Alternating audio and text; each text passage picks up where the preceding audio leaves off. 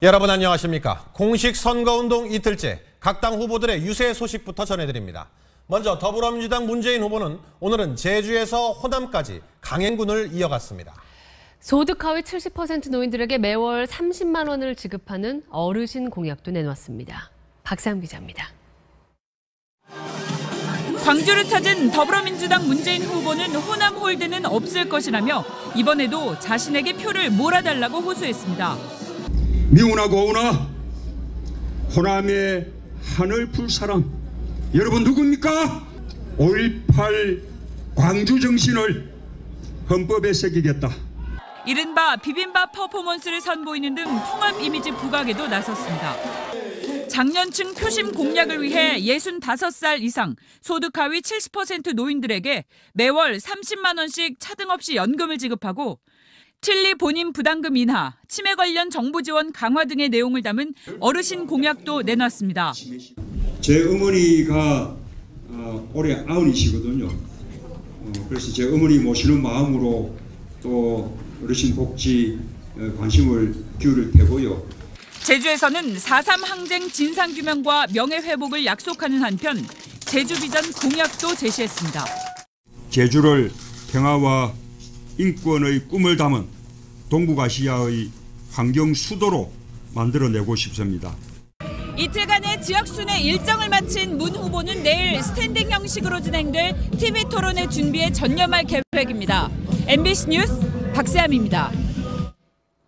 자유한국당 홍준표 후보는 이틀째 영남에서 지지층 결집을 위한 총력 유세전을 이어갔습니다. 전통시장을 돌며 서민 경제를 강조하고 안보 위기에 보수 정권 창출이 절실하다고 호소했습니다. 손영 기자입니다. 자유한국당 홍준표 후보는 울산, 부산, 경남을 찾았습니다. 지역 대표 전통시장을 찾아가 가난한 집안에서 부학한 서민 출신임을 강조했습니다. 대통령이 되면 5년 동안 힘들게 사는 이 나라 서민을 꼭 돌보겠습니다. 안보 위기 극복을 위해선 불안한 안보 간의 좌파 후보로는 안 된다며 더불어민주당 문재인 후보를 북한 김정은과 연결시켰습니다. 문재인이 대통령이 되면 대북 정책에 관한 한 한국 대통령은 김정은이가 됩니다. 또 안철수 후보가 되면 대북 퍼주기 송금 사건에 박지원 국민의당 대표가 실질적 대통령이 된다고 주장했습니다. 홍 후보는 창원, 마산, 진주 등을 돌며 영남권 일정을 마쳤습니다. 이런 가운데 홍 후보는 조작이 의심되는 여론조사 업체 2곳이 있다며 찍고 나면 조사에 문 닫게 하겠다고 밝혔습니다. 보수 결집을 통한 이른바 동남풍 전략에 주력한 홍 후보는 내일 서울에선 중소기업인들을 만나 기업하기 좋은 환경 조성을 약속할 예정입니다. MBC 뉴스 손영입니다. 국민의당 안철수 후보는 어제 호남에 이어 오늘은 충청을 거쳐 대구 경북을 찾았습니다. 대구에선 안보 대통령을 내세웠고 충청에선 안희정 충남지사의 분권 협치 정신을 실현하겠다고 말했습니다. 김성현 기자입니다.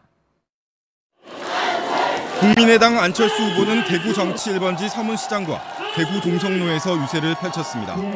북한 매체가 자신을 차악으로 규정해 보수 표심의 쏠림을 견제한 걸 거론하며 김정은 정권이 자신의 자강 안보를 두려워하고 있다고 밝혔습니다. 분명하게 경고합니다. 핵을 버려라! 도발을 멈춰라! 자신을 지지하는 국민을 적폐라고 몰아세운 더불어민주당 문재인 후보가 통합을 외치는 건 모순이라고 거듭 비판했습니다. 다시 대파 100권으로 돌아가는 것 통합 아니지 않습니까? 앞서 대전에서 현충원 참배와 전통시장 유세를 이어간 안 후보는 안희정 충남지사의 분권과 협치 정신을 실현하겠다며 중도층 표심에 호소했습니다. 카이스트가 운영하는 어르신 빨래방을 방문해 소득 하위 50% 노년층 기초연금을 현행 20만 원에서 30만 원으로 올리는 노인 빈곤 제로 시대 공약도 내놨습니다. 선거운동 첫 이틀간 서울에서 광주, 대구까지 순회를 한 안 후보는 내일 두 번째 토론회에 앞서 4.19 묘지 참배와 한국노총 방문 등의 일정을 이어갑니다. MBC 뉴스 김성현입니다. 바른정당 유승민 후보는 오늘도 수도권에서 중도 보수층 공략에 집중했습니다. 정의당 심상정 후보는 노동시간 단축 공약을 발표했습니다. 김세로 기자입니다. 경기도의 특성화 고등학교를 찾은 바른정당 유승민 후보는 중국 알리바바 그룹 창업자 마윈 회장의 성공 신화를 소개하며 학생들이 꿈을 피워나갈 수 있는 환경을 만들겠다고 말했습니다. 내 손으로 뭔가 새로운 걸 만들어 볼 수 있다. 꼭 도전해보라. 이런 말을 꼭 하고 싶어요. 파주 산업단지 현장을 둘러보며 4대 사회보험 같은 정책 지원을 약속했습니다. 이틀째 수도권 공략에 집중한 유 후보는 중도 보수층 표심이 곧 자신에게 향할 것이라고 기대했습니다. 중도 보수 내지 보수층 유권자들이 저를 보수 대표로 인정해주는 순간부터 저는 움직일 거라고 생각합니다. 또 영남 유권자들이 자존심이 있다면 자유한국당 홍준표 후보를 뽑지 않을 것이라고 주장했습니다. 정의당 심상정 후보는 인천의 우체국을 방문해 열악한 근무 환경 개선을 강조했습니다. 작년 1년만 하더라도 집배원 7분이 과로사로 사망을 해서 크게 사회 문제가 됐습니다. 노동시간 단축도 공약했습니다. 장시간 노동의 적폐를 도려내는 일, 이제 더 이상 지지할 수 없는. 오는 2022년 공공부문부터 주 35시간 근무제를 도입할 것이며 단축이 임금 삭감으로 이어지지 않는 임금체계 구축도 약속했습니다. MBC 뉴스 김세로입니다. 대선 후보들의 미디어 전쟁은 더욱 치열해지고 있습니다. 특히 유권자들의 감성을 자극하는 TV 광고와 홍보 영상에 공을 들이고 있는데요. 글자 하나, 사진 하나, 색깔 하나하나에 대선 필승의 의지를 담았습니다. 이재민 기자가 살펴봤습니다. 나는 행복의 나라로 갈 테야. 더불어민주당 문재인 후보의 TV 광고에는 일반 시민들이 대거 등장합니다. 노인, 안전, 환경 등 다양한 분야에서 나라를 나라답게 만들겠다는 의지를 담았고 통합 메시지를 강조했습니다. 홍보 영상에선 당 상징색인 파란색을 차용해 파란을 일으키자는 문구도 내걸었습니다.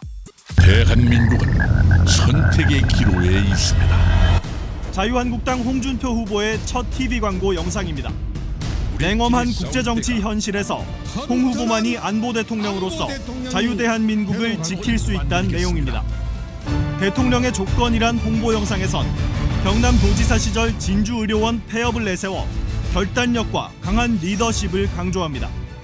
국민의당 안철수 후보는 당명과 자신의 성을 활용했습니다. 국민 안에서 희망을 찾았습니다. 국민 앞이나 위가 아니라 국민 안에 있다고 강조합니다. 다른 영상에선 분위기를 바꾸어 강철수로 등장합니다. 미래를 여는 첫 번째 대통령! 지난해 총선 녹색 바람을 거쳐 미래를 대비할 적임자라는 점을 표현했습니다. 오는 22일 공개할 TV 광고에서도 당명 없는 포스터처럼 타격을 선보일지 주목됩니다.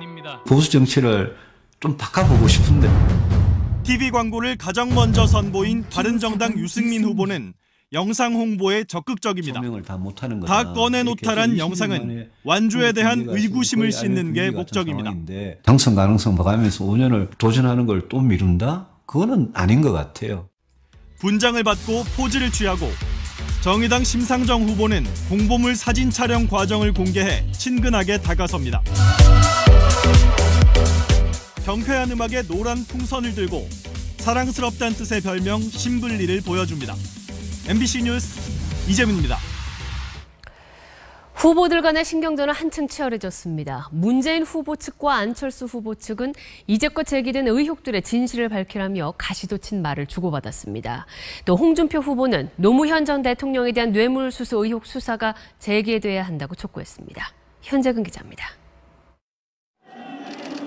문재인 후보 측은 일부 보수 세력이 안철수 후보의 당선은 곧 절반의 성공이라고 말하고 있다며 안 후보가 보수 세력과 내통했다고 주장했습니다. 보수 세력들 또 수구 세력들에게 안철수 후보 지지를 호소하고 있다. 내통하고 있는지는 모르겠습니다만. 안 후보 측은 보수 세력의 지지를 호소한 적이 없다며 격앙된 반응을 보였습니다. 일단요. 이현주는 약속대로 강효상 의원 나라가 큰일이에요. 잠시만. 문 후보 측은 또 안 후보 부인 김미경 교수의 연구 실적이 서울대 채용 최소 기준에 못 미쳤다고 주장했습니다.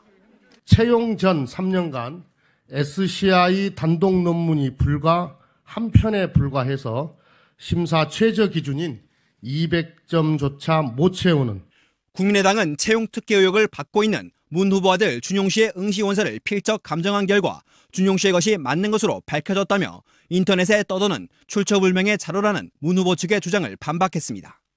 응시원서 진위 여부에 대한 의심 제기는 결국 접수 날짜를 12월 11일에서 12월 4일로 사후에 조작된 의혹을 감추려는 의도가 아니었더냐. 홍준표 후보 측은 노무현 전 대통령의 서거로 중단된 이른바 640만 달러 뇌물수수 의혹에 대한 수사 재개를 검찰에 촉구하며 문 후보를 압박했습니다.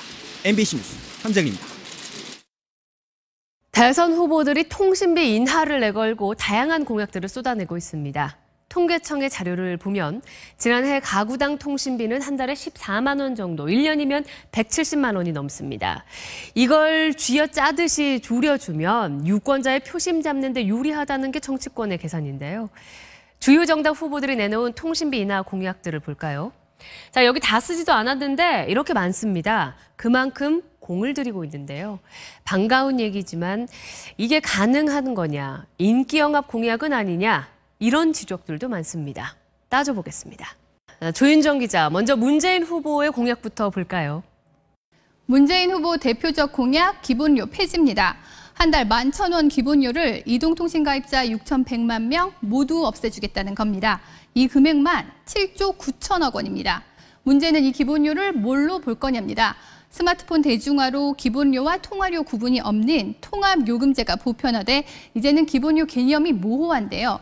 그런데도 월정액 11,000원을 기본료 폐지 명목으로 일괄 인하하면 이통사 영업이익 2배 수준의 통신비가 줄어들어 업계에선 기본적인 투자조차 힘들 거란 주장이 나오고 있습니다. 다음은 홍준표 후보를 볼까요? 취약계층 지원으로 맞춤형 통신비를 줄이겠다고 약속했습니다. 청년 구직자에게 데이터를 추가로 주고 저소득층은 스마트폰을 할인해주는 식으로 통신비 1조 6천억 원을 줄이겠다는 겁니다. 하지만 별도의 재원 마련 방안이 없다면 줄어드는 통신비만큼 국가 재정을 투입하거나 역시 통신산업 포털이 그 부담을 져야 합니다. 안철수 후보의 온국민 데이터 무제한 요금제를 볼까요? 데이터를 다 사용한 뒤엔 느린 속도라도 데이터를 더 쓸 수 있게 하겠다는 건데 이미 이 통사들이 한 달에 5,500원 정도를 받고 이런 요금제를 운영하고 있어서 별 차별성이 없다는 지적이 나옵니다. 다만 가입자가 별도로 돈을 내지 않고 쓸 수 있게 한다는 건데 역시 부담은 통신사 몫입니다. 유승민 심상정 후보의 대표적 공약 네 번째 이통사 도입입니다. 하지만 새로운 이통사를 도입하려는 시도는 이명박 정부 때부터 추진해 7차례나 실패했습니다. 적당한 사업자를 못 찾아서인데 여전히 통신시장이 달라진 게 없는 만큼 회의적인 반응이 많습니다. MBC 뉴스 조윤정입니다. 네, 다음 소식입니다. 각종 여론조사에서 선두를 달리는 문재인 후보 측의 악재가 잇따르고 있습니다. 유세 차량 임명 사고에 논란이 이어지고 있고 문 후보 지지단체가 선거법 위반 의혹에 휩싸였습니다. 윤지훈 기자입니다. 더불어민주당 대선 후보 경선 2차 선거인단 모집이 시작되던 날 문재인 후보의 외곽 지지단체인 더불어희망포럼의 회의록입니다. 2차 선거인단 모집이 안건으로 상정돼 있고 투표 시 확인 동료와 ARS를 끝까지 청취하도록 홍보하라는 등의 내용, 그리고 호남 지인들에게 전화 걸기 운동 전개, 악성 루머에 대한 방안 검토 시행 등의 지시사항이 담겨 있습니다. 선관위는 이 단체가 사조직인지 여부를 조사하고 있습니다. 사조직이 선거에 개입하면 선거법 위반이기 때문입니다. 논란이 일자 이 단체의 상임의장을 맡고 있는 문 후보 측 장영달 공동선대위원장은 사임했습니다. 문 후보 측도 긴급회의를 열고 사실 여부는 선관위 조사에서 밝혀질 것이며 책임질 부분이 나오면 책임지겠다고 진화에 나섰습니다. 자유한국당은 선관위의 진상규명을 촉구했고 국민의당 박지원 대표는 몸통이 누구겠느냐며 문 후보를 겨냥했습니다. 문 후보 측 유세 차량 사고와 관련해선 문 후보가 어젯밤 피해자의 빈소를 찾았는데 유족들의 거부에도 경호원까지 대동해 조문을 강행했다는 주장이 제기됐습니다. 이에 문 후보 측은 일부 유족이 격앙됐던 건 사실이지만 부풀려진 이야기라고 적극 해명했습니다. MBC 뉴스 윤치윤입니다.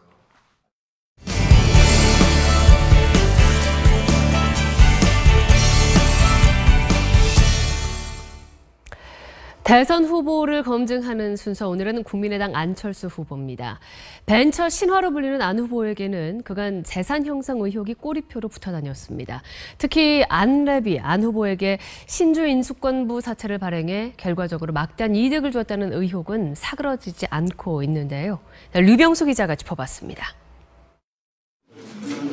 안철수 후보가 중앙선관위에 신고한 재산 1,197억 원 중 안랩 주식이 90%를 차지합니다. 지난 1999년 안랩은 대주주인 안 후보에게 자금 3억 4천만 원을 빌리는 대가로 신주 인수권부 사채 BW 5만 주를 발행했습니다. 이 5만 주는 무상증자와 액면 분할을 거쳐 146만 주로 늘어났고 안 후보는 1년 뒤 25억 원을 내고 이 주식을 사들였습니다. 2001년 안랩이 코스닥에 상장되면서 주식의 가치는 300억 원을 넘어섰습니다. 그런데 1999년 당시 안랩은 잉여금이 32억 원이나 있어 자금 여력이 있었지만 굳이 안 후보에게 운영 자금을 빌려가며 BW를 발행한 부분에 대한 의혹이 제기됩니다. 2001년 안랩 사업 설명서에는 안철수 대표이사의 지분율이 낮아 코스닥 등록 후 경영권 방어용으로 BW가 발행되었다고 적시하고 있습니다. 신주 인수권부 사채의 원 목적과는 거리가 있는 대주주의 경영권 방어를 위한 방안으로 사용된 것으로 볼 수도 있습니다. 이런 과정이 배임죄로 결론난 2009년 삼성 SDS 사건과 유사하다는 주장도 나옵니다. BW 발행은 부정한 축제, 이재용보다 한 수 위입니다. 안 후보 측은 BW를 적정 시가보다 높은 가격에 발행했기 때문에 저가 발행이 아니며 이미 2012년 검찰에서 문제 없음이 밝혀진 사안이라고 반박했습니다. 또 2012년부터 현금과 주식 등 재산의 절반 가까운 1,200억 원을 동그라미 재단에 기부했다고 밝혔습니다. MBC 뉴스 유병수입니다. 트럼프 미국 대통령이 북한 김정은은 잘 처신해야 한다면서 경고 메시지를 이어갔습니다. 백악관은 북한에 대한 레드라인은 없다면서 트럼프 대통령은 적절할 때 단호하게 행동할 거라며 이 군사조치 가능성을 열어놨습니다. 워싱턴 박승진 특파원입니다. 백악관 부활절 행사에 참석한 트럼프 대통령이 북한 김정은에 대한 질문을 받자 편치 않은 표정으로 답변을 했습니다. Any message for North Korea, sir? Kim Jong-un. Gotta behave. 잘 처신하라는 한마디 말로 북한의 도발은 용납하지 않겠다는 뜻을 밝힌 것으로 해석됐습니다. 폭스뉴스 인터뷰에서는 선제 타격 가능성을 질문받자 즉답을 피하면서 과거 민주당 정권의 평화 협상식 대북 접근 방식을 비판했습니다. 빌 클린턴과 오바마 전 대통령 모두 북한에 압도당했다면서 자신의 계획은 말하지 않겠다고 강조했습니다. Everybody has been outplayed. They've all been outplayed by this gentleman, and we'll see what happens. But I just don't telegraph my moves. 백악관은 트럼프 대통령이 설정한 선, 즉 레드라인은 없다면서도 시리아 공습 결정을 예로 들며 군사조치 가능성을 배제하지 않았습니다. But I think that the action that he took in Syria shows that when appropriate, this president will take decisive action. 트럼프 행정부의 제재와 개입 중심 대북 원칙에는 선제 타격 등 군사 조치는 후순입니다. 하지만 북한의 도발이 도를 넘었다고 판단되면 예고 없이 강력하게 응징하겠다는 뜻을 밝힌 것으로 해석됐습니다. 워싱턴에서 MBC 뉴스 박승길입니다. 이렇게 미국의 북한에 대한 경고 발언이 잇따라 나오자 북한은 작심한 듯 맞대응에 나섰습니다. 전면전이 일어날 수 있다며 자신들이 먼저 핵공격에 나설 거라고 위협했습니다. 뉴욕 이진희 특파원이 보도합니다. 한성열 북한 외무성 부상은 평양에서 외국 언론과 만나 미국의 군사 위협이 계속되면 북한이 먼저 핵 공격을 감행할 수 있다고 으름장을 놨습니다. 또 미국이 군사적 수단을 동원할 만큼 무모하다면 그날 바로 전면전이 일어날 것이라고 위협했습니다. 또 국제사회의 비난과 경고에도 불구하고 북한은 미사일 발사 시험을 멈추지 않겠다고 밝혔습니다. 유엔 주재 북한 대표부도 기자회견을 갖고 핵 전쟁이 언제든 일어날 수 있다고 주장했습니다. The DPRK is ready to react to any mode of war desired by the American.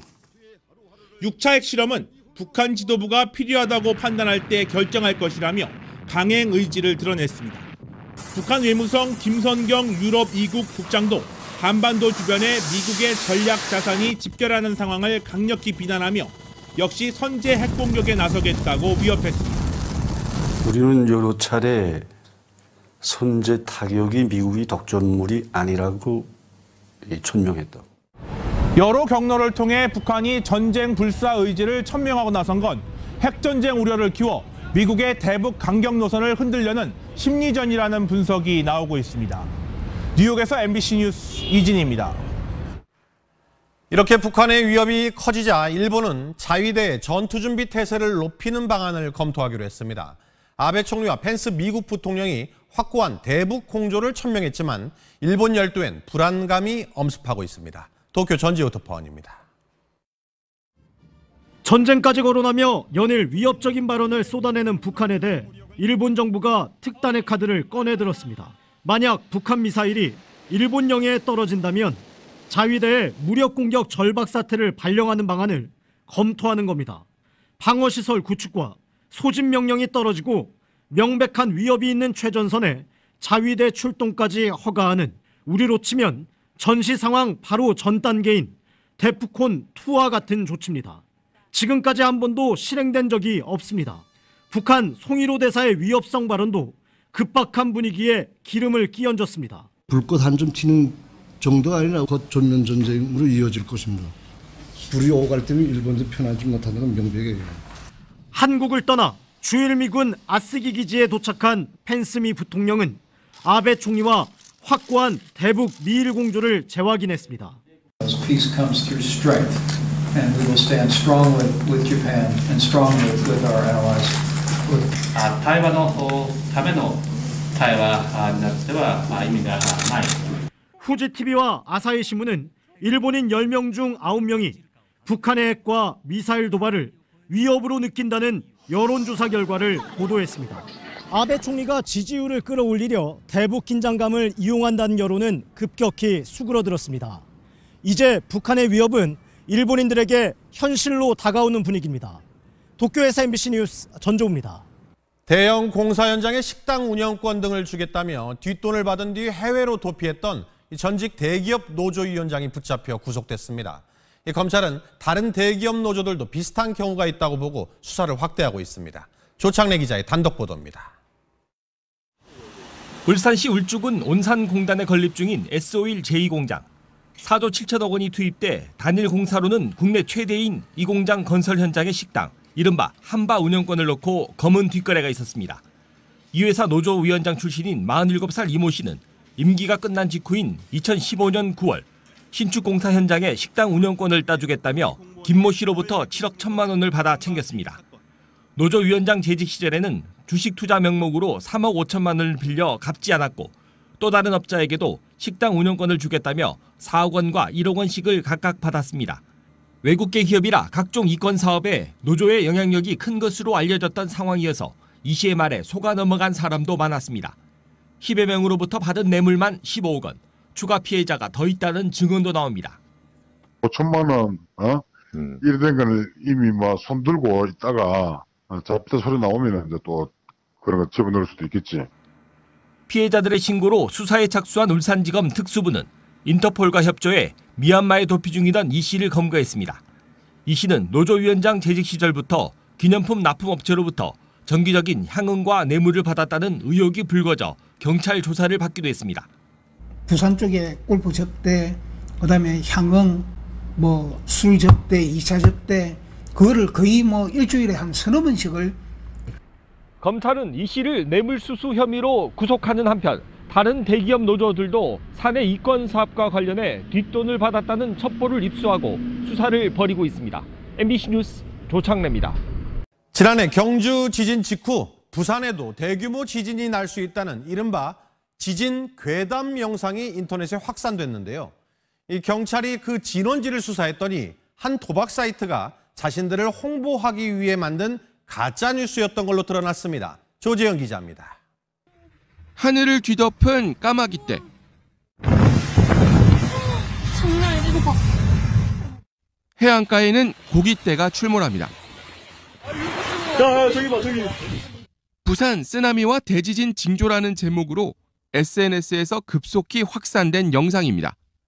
지난해 7월 울산 동쪽 해상에서 규모 5.0의 지진이 발생한 뒤 부산과 울산 등에서 정체 모를 냄새로 불안감이 커지자 국민안전처가 원인 조사에 착수했을 당시였습니다.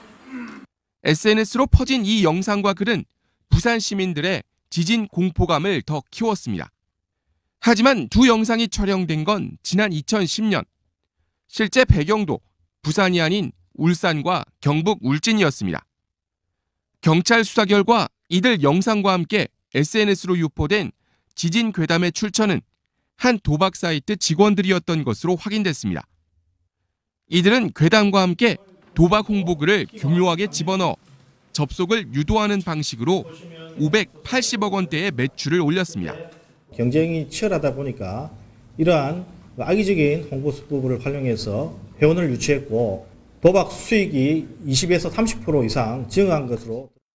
경찰은 이 사이트 직원 4명을 사법 처리하고 백상아리 출몰 영상 등으로 불안감을 조장해 불법 홍보를 한 다른 일당에 대해서도 수사를 확대하고 있습니다. MBC 뉴스 조지영입니다. 세월호 미수습자 9명을 찾기 위한 선체 내부 수색이 드디어 시작됐습니다. 옷가지와 신발 등 유류품들이 속속 발견되고 있습니다. 김진성 기자입니다. 세월호 3, 4층 객실은 철제 기둥만 남았습니다. 객실과 복도 사이의 벽은 무너져 내렸습니다. 세월호가 침몰한 지 1098일. 객실 부인 3, 4층에 가로 1.2m, 세로 1.5m의 출입구들을 뚫은 뒤 장애물들을 빼내면서 수색이 진행됐습니다. 첫날부터 이름표가 붙은 가방 등 유류품이 다수 발견됐습니다. 또 DNA 분석 등에서 미수습자로 확인되면 가족에게 인도할 예정입니다. 수색 중 뼈 조각으로 추정되는 물체가 발견되면 작업을 중단하고 유해 발굴 전문가와 신원 확인팀 등을 투입하여 현장을 보정하고. 지난 2014년 10월 수중 촬영된 조타실 영상도 공개됐습니다. 평형수 양이 모두 0을 가리키고 있습니다. 평형수 부족이 침몰 원인의 하나로 꼽혀온 만큼 선체조사위원회는 이와 관련한 정밀 분석에 들어갔습니다. 9개조 70여 명이 투입되는 수색은 석 달 정도 걸릴 것으로 예상되고 있으며 이 과정에서 촬영된 영상은 미수습자 가족 등에게 실시간 공개될 예정입니다. MBC 뉴스 김진선입니다.